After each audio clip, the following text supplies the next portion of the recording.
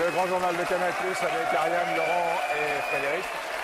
Et nous accueillons maintenant Patrick Braouzek et Arash de Rambarch.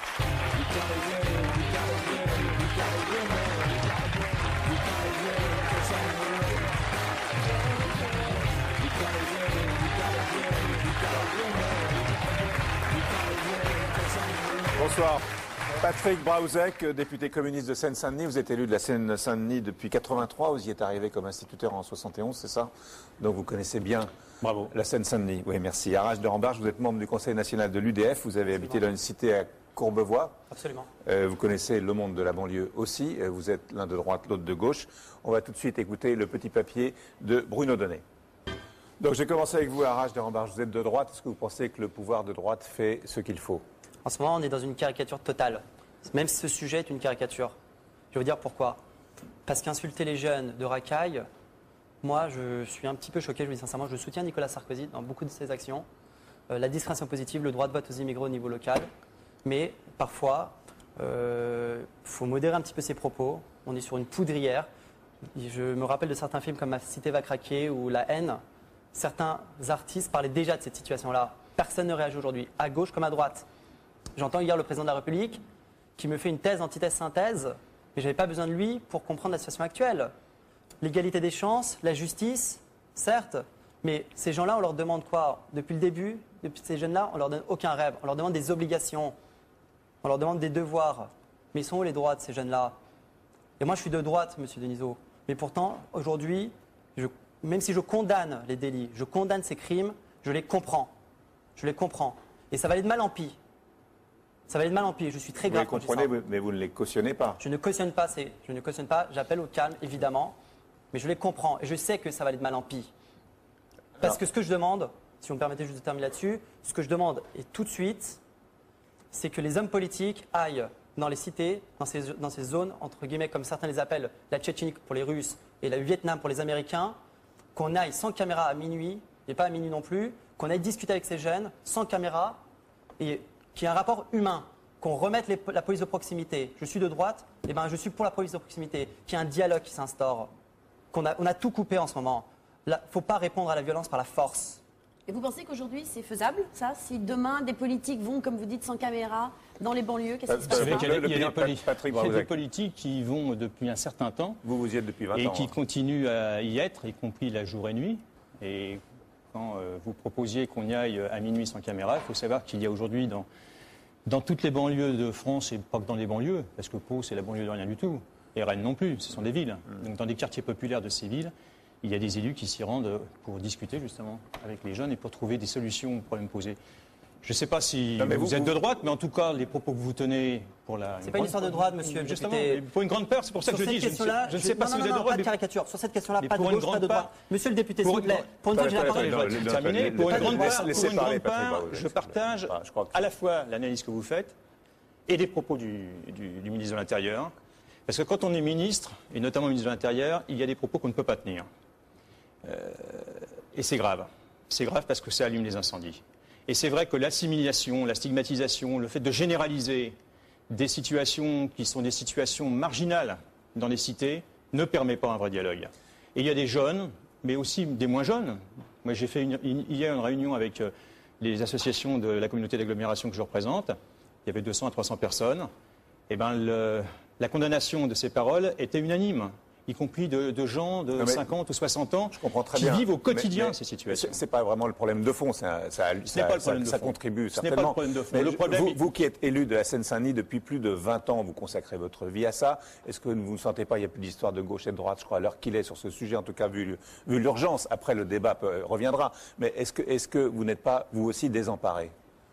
Non, on n'est pas désemparé, parce que d'abord, ces situations, comme vous l'avez dit, on les connaît depuis un certain temps. Elles ont des hauts, elles ont des bas. Mais la souffrance des gens, elle est présente depuis des années et des années. Il y a eu des alertes qui ont été émises par des associations, par des élus locaux, qui ont dit, il y a un certain nombre de politiques de la ville qui ont été menées, qui n'ont pas été menées à terme, ou qui n'ont pas été poursuivies par d'autres qui sont arrivés au pouvoir, qui ont été abandonnées. Et à chaque fois, on passe d'une politique à l'autre. Les questions d'emploi, de formation, de non-discrimination. Est-ce que ça sera un plan de plus ou est-ce que ça peut être un bon plan?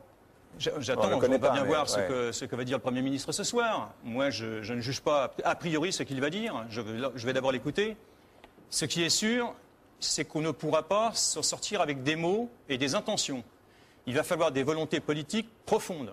Quand hier, je proposais lors d'une conférence de presse qu'il y ait un Grenelle des quartiers populaires. Qu'est-ce que ça veut dire un Grenelle des quartiers populaires? Grenelle, notre génération connaît. Mais c'est pour ça. La génération ne connaît pas. Pardon parce que les accords, sans doute. Parce que non, mais parce que c'est effectivement l'histoire de Grenelle, c'est quelque chose. Les accords de Grenelle, ça a marqué notre pays. Mais là, il n'y a pas d'interlocuteur. Grenelle, c'est avec les syndicats. Il y a des interlocuteurs parce qu'il y a des associations qui aujourd'hui sont sur le terrain. Il y a des élus locaux qui sont sur le terrain. Il y a des jeunes qu'il faut entendre. Mais tout le monde est débordé. Vous seriez prêt à remettre en place la police de proximité comme... Ah ben bien sûr. Non seulement nous sommes prêts, mais moi je suis pour cette police de proximité. On a vécu, alors avec un manque de moyens aussi, parce que la police de proximité ne peut pas tout faire. Et la police de proximité, c'est dans un rôle de prévention.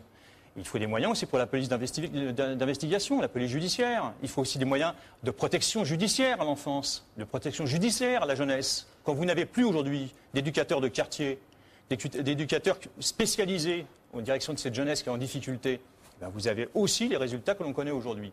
Donc il faut revoir l'ensemble de ces politiques, les politiques qui ont été menées sur les quartiers et donner des moyens supplémentaires. Pour vous, quelle est la solution? Ce qu'il nous oublie de dire, monsieur le député, c'est qu'il est élu depuis 1993. Quel est le résultat, monsieur Brauzek? Moi, je suis un jeune de 26 ans. Mais s'il vous plaît, l'obligation de résultat, vous savez ce que c'est? Oui, je sais. Vous avez des comptes à rendre à nos concitoyens. Oui. Vous, comme de gauche comme de droite. Mais moi, nous sommes désemparés, il n'y a aucun rêve dans ce pays. Les jeunes, aujourd'hui, ils partent. J'ai vu un article pendant l'été, les jeunes partent aux États-Unis. Il y a des jeunes qui envoient des CV. Il faut savoir ce que c'est que le quotidien. François Hollande et Ségolène Royal, ils ne peuvent pas comprendre ça. Ils sont à rue Solferino, dans le 7e arrondissement le plus cher de Paris. Ils se disent Parti socialiste. Les gens de l'UMP aussi, c'est pareil. Moi, j'apprécie beaucoup les gens qui sont humanistes. Moi, ce que je demande simplement, c'est qu'on donne du rêve dans ce pays. Qu'on n'aille pas à Los Angeles. Alors, on est loin du rêve, là. On est loin du rêve. Dans une urgence. On est dans une urgence. Mais oui, les gens, si vous me permettez, monsieur le député, s'il vous plaît, bien sûr. les gens, ils cassent. Je vais vous dire pourquoi. Parce que comme ils n'ont plus rien à gagner, ils n'ont plus rien à perdre aujourd'hui. Et ces jeunes-là sont très conscients de ce qu'ils font. Ils savent qu'ils vont aller en prison juste derrière. Ils sont pas bêtes. Ils savent qu'ils vont aller en prison. Mais ils vendangent, ils s'automutilent. Ils automutilent aussi leurs propres services publics. Les écoles. Bien sûr. Bien sûr. Vous croyez que ce sont des nihilistes? Ce sont des désespérés? C'est quoi? Il n'y a plus aucun avenir, ils sont étouffés. Donc le fait de se mettre une minute, je vous propose une chose. On va sur le terrain, vous dormez une soirée là-bas et vous restez une journée là-bas. 24 heures non-stop, on fait ça. Mais vous allez voir ce que c'est que le quotidien de ces gens-là. Vous avez parlé aux casseurs là depuis une dizaine de jours? Moi, je discute beaucoup avec ces jeunes-là, avec des gens de mon âge, des gens comme Mohamed Dia, qui vient de Sarcelles. Ce sont des gens qu'il faut aller écouter, avec qui il faut parler. Le problème, c'est que certains hommes politiques pensent tout savoir, de gauche comme de droite, et se sont complètement déconnectés de la réalité. Il y a eu une première révolte énorme le 21 avril. Mais attendez, là, maintenant... Non. C'est très important ce que je dis là, s'il vous plaît. Le 21 avril, le 29 mai avec le référendum. Aujourd'hui, ça se projette dans les faits concrets. C'est ça la réalité. Si vous permettez, je voudrais répondre à deux choses. D'abord, vous avez légitimement raison de demander des comptes aux hommes politiques. Ceux qui ont eu le pouvoir en alternance pendant ces 30 dernières années. Et de savoir quelles politiques ont été menées. Après, il faudra rentrer dans les détails, ce qui a été bon, ce qui n'a pas été bon, ce qui a pu être poursuivi, ce qui ne l'a pas été. La deuxième chose, c'est que vous avez aussi raison de parler de rêve, même s'il y a urgence. Il y a une réalité qui demande de l'urgence. Mais on a besoin de perspectives. Et ce qui manque dans ce pays aujourd'hui, c'est un projet collectif partagé par des gens divers, de diverses origines économiques, sociales, etc., voilà, qui permettent effectivement de se projeter dans l'avenir. Le quotidien de certains jeunes, on ne peut pas globaliser, mais pas que des jeunes. Moi, je reçois encore aujourd'hui, même si je ne suis plus maire, je reçois encore plein de gens qui me disent comment ils vivent au quotidien leur situation personnelle. Quand vous n'avez plus de travail, que vous avez des minima sociaux, que vous avez une famille à faire vivre, comment s'en sortir? Comment s'en sortir? Tous les jours, les élus locaux sont confrontés à ça. Et il n'y a pas que les élus locaux, parce que le milieu associatif est aussi concerné, confronté à ces situations. Et ils essayent de répondre. Il y a d'énormes solidarités dans ces quartiers populaires. Il y a des élus locaux qui font leur travail. Mais il y a nécessité d'avoir une mobilisation nationale de l'ensemble des acteurs. Et chacun s'en remettant en cause, y compris au niveau des politiques locales. Moi, je considère qu'on doit revoir nos politiques. Elles sont peut-être plus adaptées ce que l'on faisait il y a 30 ans ne colle plus peut-être à la réalité, y compris à la réalité de ces jeunes et à la demande de ces jeunes. Mais ça demande une mobilisation nationale, ça demande une vraie volonté politique. Est-ce que ce gouvernement sera prêt à le faire? Est-ce qu'il est prêt à assumer des politiques de solidarité alors que jusqu'à présent, il fait des choix ultralibéraux? C'est une autre question. Mais je pense que s'il n'est pas capable d'assumer ses responsabilités, il faut qu'il se démette et qu'il remette finalement face aux Français le choix d'autres politiques, en tout cas de mettre en débat ces choix-là.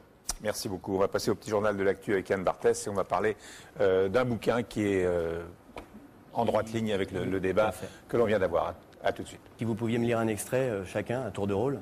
Je ne sais pas qui veut commencer. Allez-y. C'est indulgent. Hein. Tu sens la nuit tomber doucement dehors sur la banlieue électrique. Il n'y a pas de bruit, ou juste cette rumeur éternelle qui existe seulement ici. Un silence de banlieue. C'est un silence différent. C'est un silence avec du bruit.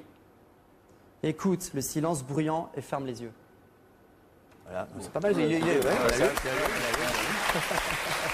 Par rapport aux zappings et aux images qu'on vient de voir, on parlait tout à l'heure de Ma cité va craquer et La haine. Ce sont des films qui ont été réalisés il y a une dizaine d'années, comme quoi le cinéma français avait déjà un petit peu tiré le signal d'alarme. Mais ce qui est rassurant aussi, il ne faut pas oublier un film qui s'appelle L'Esquive, d'Abdelatif Kechiche, qui parle de quoi? De jeunes dans les banlieues qui jouent Marivaux avec leur langage à eux. Ça me semble important aussi de respecter ce qu'ils sont. Voilà, c'est tout ce que je voulais dire. Et le cinéma français, ça sert aussi à ça. Bonsoir PTV, merci Laurent. Bonsoir Michel, bonsoir Arrache, bonsoir M. Braouzek, bonsoir à tous. Et en tant que journaliste de proximité, je vous parle en direct depuis la plaine Saint-Denis, à 2 pas des foyers d'insurrection.